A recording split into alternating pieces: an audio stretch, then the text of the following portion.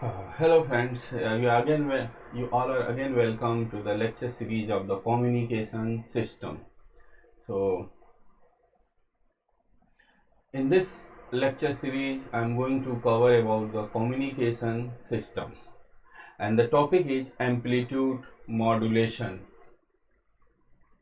So before start of the amplitude modulation, I am discussing some basic terminology used in amplitude modulation. So the first terminology is modulation index. So basically a modulation index of an AM signal is defined as the measure or extent of the amplitude variation about the unmodulated carrier. So basically it is defined as the variation of the amplitude modulated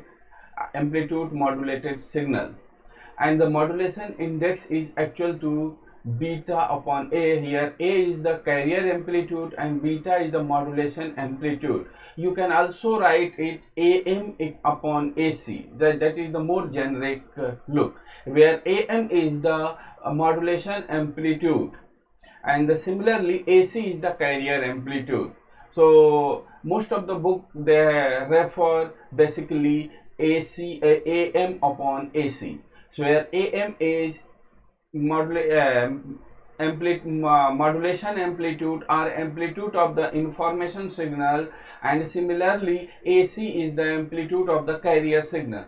So basically modulation depth is the modulation index expressed as the percentage. Actually this either we explain what is the modulation index, and in some cases it is written the modulation depth. So the only difference in the modulation index and modulation depth is modulation depth we write in terms of the percentage, and modulation index is basically a ratio of amplitude of information signal to the amplitude of the carrier signal. So that is called basically a modulation index. Then we have discussed about the modulation depth.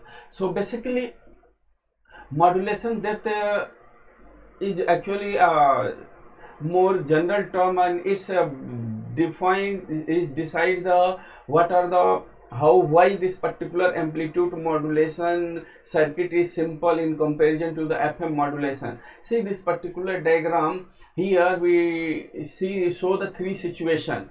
I am already explaining that the modulation index is the modulation depth is the basically modulation index expressed in the percentage. So see the output waveform in the case of 100% modulation, 50% modulation, and greater than 100% modulation. See here in the first waveform, if it is the 100% modulation, so upper part and lower part just touches the reference line. This particular center line is I am considering this as a reference line. See this particular waveform, that particular actually this particular waveform, and similarly the lower waveform, it just touches the particular reference line. So that is the cause the 100% modulation. If it's become the 50%, see here the gap is reduces. So here they have also marked the y-axis 50 0 minus 50 0 and plus 50 in comparison with the modulating signal. So if we see that signal is varies from the plus 50 at top and bottom 50, and the reference is center at plus 0%. So it is called basically level with no modulation, that is the 0. Main reference that is shown by a black line is the main reference line. So if we see the waveform, there is gap at the top and there is also a gap at the bottom. So that is in the case of the 50% modulation. But when the modulation is exceed the 100%, see this particular diagram, there inversion at these 2 points, and that will this inversion the circuitry required for the demodulation of amplitude modulation signal is the complex. So generally in the generation of the amplitude modulation, we try to avoid over modulation or more than 100 modulation. This particular term more than 100 modulation is also called over modulation. So that is the basic purpose of study of the modulation depth, because what we have considered in the theory that the amplitude modulated circuit is very simple. That simple circuit is only possible when we maintain the modulation depth around 100%, or it is less than 100%. Generally it is always less than 100%, so that we need a simple circuit to modulate and demodulate this particular signal. Here, when the case of the more than 100% modulation or over modulation, the inversion is occurs, and this particular inversion or the phase reversal creates a problem. See this particular diagram, it is very all the basic terminology is very clear.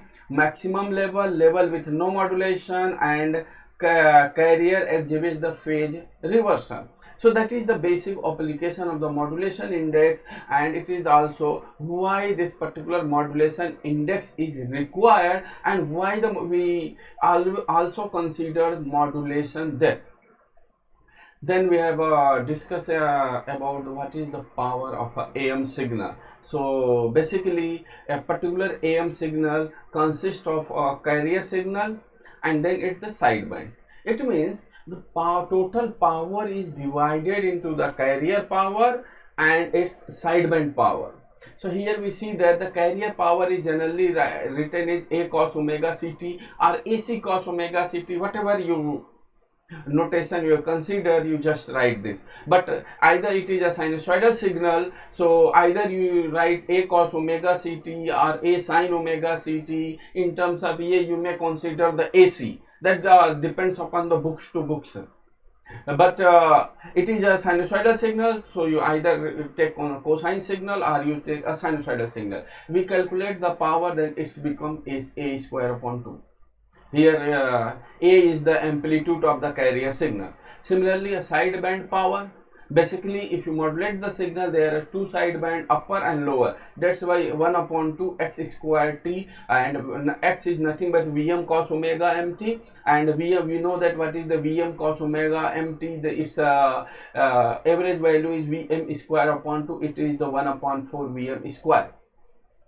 And we also know that the total power is carrier power plus sideband power. So see here, PC plus PS. So A square upon 2 plus 1 upon 4 Vm square upon 2. If you put A square, then it's become A square upon 2, 1 plus 1 upon 2 Vm upon A square. So basically what is the Vm? Vm is the amplitude of the message signal. See this particular term. Here beta upon a, beta is the modulation amplitude, and it means amplitude of the information signal, and A is the amplitude of the carrier signal. So see, but in this particular function, we put Vm upon A is nothing but the ratio of modulating signal to the carrier signal, and it is nothing but the modulation index. You can write modulation index, it is here I am writing the MA, generally it also write the beta. So whatever notation you want, you can use it. So this particular term is nothing but modulation index. It means Pt equal to A square upon 2, 1 plus half Ma square, and A square upon 2 is nothing but the Pc. So Pt equal to Pc 1 plus Ma square upon 2. That is the basically relationship between the total power and carrier power. It means total power in the case of amplitude modulated signal is equal to the carrier power plus half of the carrier power multiplied by square of the modulation index. That is one of the important term, and based on this term we have draw many more conclusion about the how to save the power during the transmission of the AM signal. For example, if you want to save the power, in that case our information is contained in Pc Ma square upon 2. It means even if you suppress the carrier power, then our information loss is 0. So instead of transfer Pc 1 plus Ma square upon 2, we can also transfer Pc multiplied by Ma square upon 2 to save our power. So these are the different conclusion that can be drawn in the basis of this formula, and on this basis amplitude modulation is actually divided into three parts: double sideband with carrier, then the double sideband suppress carrier, and then single sideband suppress carrier, because this ma square upon 2 is basically sideband power. We here see that pt equal to pc plus ps, so ps is the sideband power.